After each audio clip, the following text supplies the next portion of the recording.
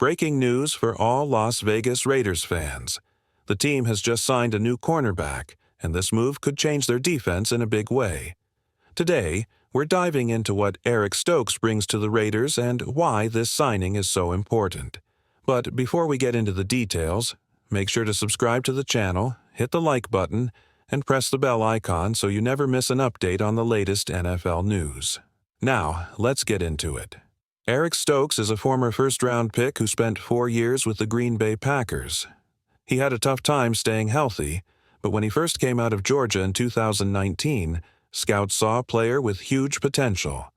Now, the Raiders have signed him to a 1-year, $4 million contract, giving him a fresh start. And here's something interesting. Have you noticed a pattern in the kind of players the Raiders are bringing in?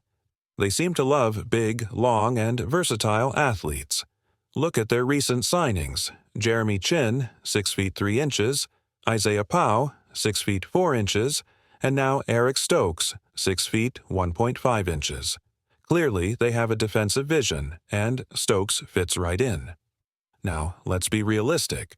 Stokes isn't expected to be a top 5 corner overnight. Injuries held him back in Green Bay, and he hasn't fully proven himself in the NFL yet. But if there's one thing we've learned about Patrick Graham's defense, it's that he knows how to get the best out of his players. Look at Jack Jones. He wasn't a superstar before coming to the Raiders, but under Graham's coaching, he has been making game-changing plays. The same goes for players like Marcus Epps and Robert Spillane. They weren't big names when they arrived, but Graham helped them reach their potential. Now, the big question is, can Eric Stokes do the same? If he can stay healthy and tap into his raw talent, this could turn out to be a huge win for the Raiders. What do you think? Will Stokes be a game changer, or just another depth piece? Let me know in the comments. And don't forget, subscribe, like, and hit the bell icon for more exciting NFL updates. Las Vegas Raiders fans, let's talk about Eric Stokes. I've wanted this guy on the team for a long time. The Raiders needed a solid cornerback, and Stokes was someone I really liked. But back in his draft year, he went 29th overall to the Green Bay Packers. Now, he's finally here, and I think this could be a smart move for the Raiders. Just look at his physical traits. He's 6 feet 1.5 inches, 195 pounds, with insanely long arms, 32 3/4 inches. That's longer than some of the top offensive tackles in this year's draft. And in football, long arms matter. They help corners make plays, disrupt passes, and keep up with big receivers. Now, let's be honest, signing Stokes isn't some blockbuster move. The Raiders aren't spending huge money, and that's okay. This is a low-risk, high-upside contract. If he stays healthy and plays well, it's a win. If not, the team didn't break the bank on him. Smart strategy. Oh, and for those wondering, yes, the Raiders are making moves. Some fans might ask, what have we done in free agency? Well, guess what? We've signed about 10 players already. Guys like Alex Kappa, Eric Stokes, and other key defensive pieces. It might not be the flashy signings some people expect, but these are the moves that build a strong foundation for the future. Let's talk about the secondary. Imagine this setup: Jack Jones and Corey Bennett as the main starters, Eric Stokes rotating in and competing for a spot, Cameron Richardson adding depth to the unit. That actually sounds pretty solid, right? Stokes might not be a superstar, but he brings potential. And sometimes that's all a player needs: a fresh start and the right coaching. Some fans wanted the Raiders to go all in on a big-name corner, like trying to trade for Jair Alexander or another top player. But let's be real, that's not always the best way to build a team. The Raiders are playing it smart by focusing on depth, competition, and player development. What do you think? Was this a smart signing, or should the Raiders have gone bigger? Drop your thoughts in the comments. And before you go, hit that subscribe button, like the video, and don't forget to turn on notifications for more Raiders updates. Let's clear up a big misconception. A lot of people underrate Jack Jones, and I think that's a mistake. Many fans don't fully understand how NFL defensive schemes work. It's not as simple as saying, just cover your man and that's it. There are rules, concepts, and strategies designed to trick quarterbacks into bad throws. In the NFL, coaching matters a lot. That's why Dan Quinn has had so much success, and it's also why Patrick Graham is quietly building something special in Las Vegas. Jack Jones might not be a shutdown corner, but he's a playmaker, and this season will tell us a lot about what he can really do. Now, speaking of smart moves, I still love the Raiders picking up Eric Stokes. It's a low-risk, high-reward move. If he stays healthy and lives up to his potential, this could be a steal. But here's the thing, that's not the only big news today. Let's talk about Cooper Kupp.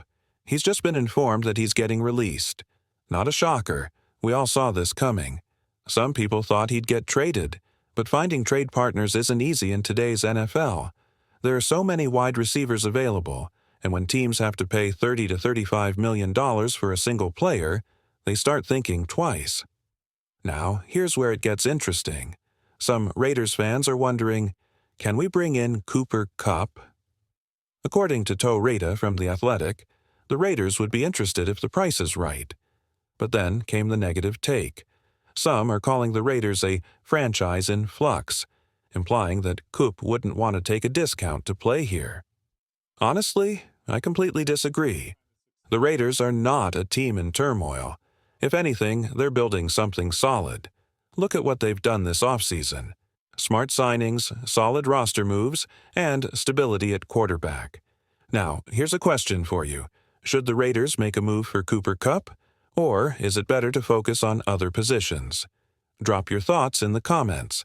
And before we continue, hit that subscribe button, like the video, and turn on notifications so you never miss out on the latest Raiders updates. Let's be real. The Las Vegas Raiders are in one of the best positions they've been in for the past 20 years. Maybe 2016 comes close, back when we had Derek Carr and Amari Cooper, but right now, this team is building something special. First off, we've got a quarterback who can actually get us to the playoffs, and maybe even make some noise once we get there. But the real game changer? That defensive line. Let's talk facts. The Raiders' defensive line might just be the best in the NFL, and if you don't believe it, just look at how Patrick Mahomes has struggled against this unit. And keep in mind, that was when the D-line wasn't even fully healthy. If this squad is at full strength by week 1, opposing quarterbacks are in for a nightmare. But let's not stop there. The Raiders are 1 or 2 smart moves away from completing this puzzle. We need to shore up the offensive line, maybe draft a right tackle at pick 6, slide DJ Glaze over to guard, let Alex Kappa lock down another spot, and just like that, our O-line is fixed. And then comes the cherry on top, getting a star running back in the second round. This year's draft is deep, meaning we could land a top 10 caliber running back without even breaking a sweat. But now, let's get into the real question. Should the Raiders go after Cooper Kupp? On one hand, Kupp would instantly be the team's true X-wide receiver. He wouldn't necessarily be the number 1 target. That might go to Brock Bowers or even Jacoby Myers, but Kupp's presence alone would change everything. The only issue? Money. If Kupp is looking for something like $20 million a year, that's tough. But if the Raiders could bring him in on a 1-year deal for around $14 million, now we're talking. One thing's for sure, this offseason isn't over and the Raiders still have moves to make. And before we move on to the next big update, make sure to subscribe to the channel, like this video, and turn on notifications so you never miss the latest Raiders news.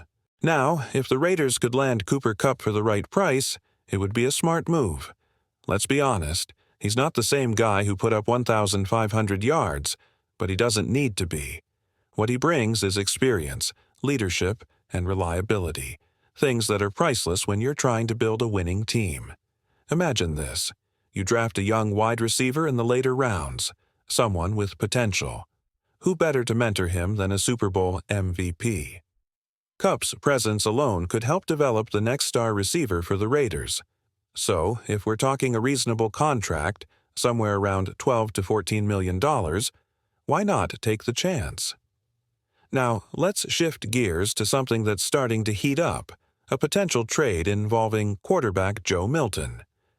Jordan Schultz just reported that the New England Patriots have been in talks to trade Milton. They want to send him somewhere he can develop properly. And this is where things get really interesting.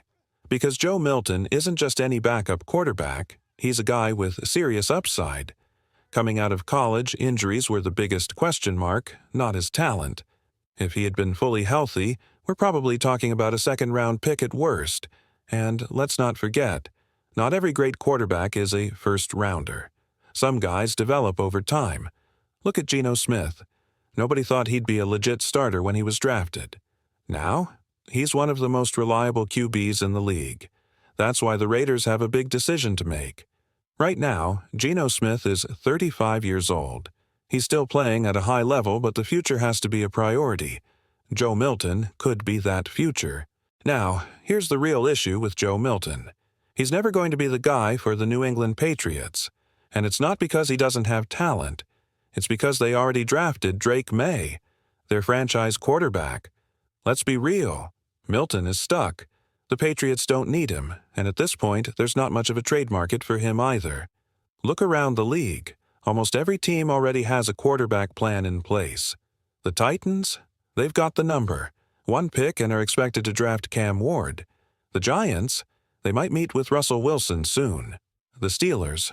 Looks like Aaron Rodgers might be heading there. So, where does that leave Milton? Probably in New England's trade block for cheap. And that's where the Raiders need to pay attention.